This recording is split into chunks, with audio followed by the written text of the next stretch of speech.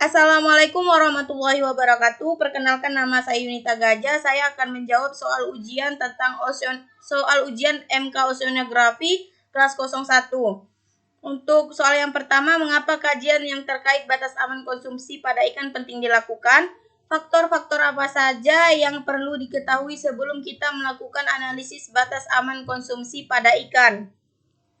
Jawabannya karena ada wilayah di sekitar sungai atau perairan di suatu wilayah produksi perikanan, terdapat berbagai aktivitas industri ataupun permukiman yang dapat mengganggu ekosistem perairan di wilayah tersebut. Limbah yang dihasilkan dari aktivitas industri di perairan tersebut dapat berupa logam berat yang merupakan salah satu sumber polutan berbahaya bagi lingkungan di perairan. Jadi perlu diperlakukan penelitian terhadap konsumsi batas keamanan agar dapat menganalisis kandungan logam berat seperti Pb, Hg, Cd di dalam daging ikan yang terdapat di perairan tersebut, serta menentukan batas toleransi untuk mengkonsumsi ikan yang mengandung logam berat. Adapun faktor yang harus diperhatikan ialah faktor fisika dan kimia perairan, kandungan logam berat di air, sedimen, dan daging ikan. Untuk soal nomor 2, apa tujuan dilakukannya hubungan panjang bobot ikan? Faktor apa yang mempengaruhi hubungan panjang bobot? Mungkinkah ikan dari jenis yang sama memiliki pola pertumbuhan yang berbeda?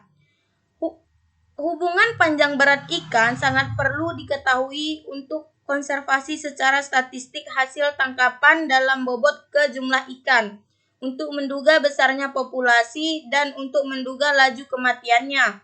Data hubungan panjang bobot juga diperlukan dalam manajemen perikanan, yaitu untuk menentukan selektivitas alat tangkap agar ikan-ikan non-target tidak ikut tertangkap.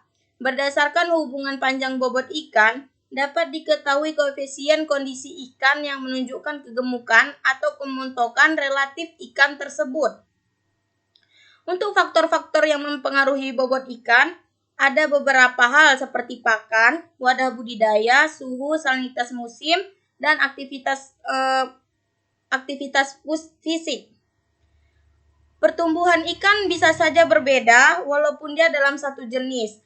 Itu dapat dikarenakan karena pakan tadi, budidaya, suhu salinitas, serta musim dan aktivitas fisik ikan yang berbeda-beda walaupun dia berada di suatu tempat penangkaran yang sama ataupun satu jenis ikan dengan tempat yang berbeda, itu lebih memungkinkan untuk mempengaruhi panjang bobot ikan tersebut.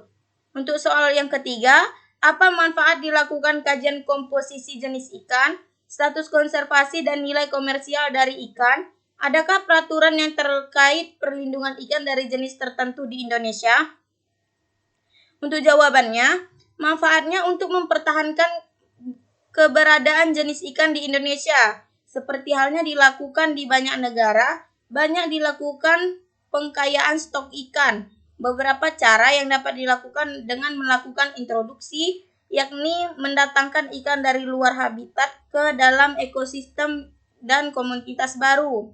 Cara-cara ini umumnya dilakukan untuk meningkatkan produksi atau yang terkait dengan olahraga memancing. Cara berikutnya adalah dengan restocking, yakni dengan memperbanyak jenis ikan liar dengan intervensi manusia melalui upaya domestikasi dan pembudidayaan.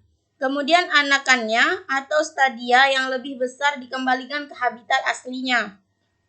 Untuk undang-undang tersendiri ada Undang-Undang Perlindungan Penuh untuk Paus di Kemenkp nomor 18 tahun 2013 dan status perlindungan penuh parimanta pada Kemenkp nomor 4 tahun 2014, dan baru-baru ini dikeluarkan peraturan Menteri nomor 59 tahun 2014 tentang pelanggaran ekspor sirip hiu martil dan hiu koboi yang diberlakukan secara efektif hingga November 2015. Kebijakan terbaru adalah Kemenkp nomor 1 tahun 2015 yang mengatur penangkaran lobster, kepiting, dan rajungan. Untuk soal nomor 4, mengapa kajian karakteristik sarang dan tingkah laku penyu perlu dipelajari? Kaitkanlah jawaban Anda dengan teknik penetasan pembuatan telur penyu. Seperti yang kita ketahui, berawal dari banyaknya masyarakat yang mengkonsumsi telur penyu karena dianggap sehat dan enak.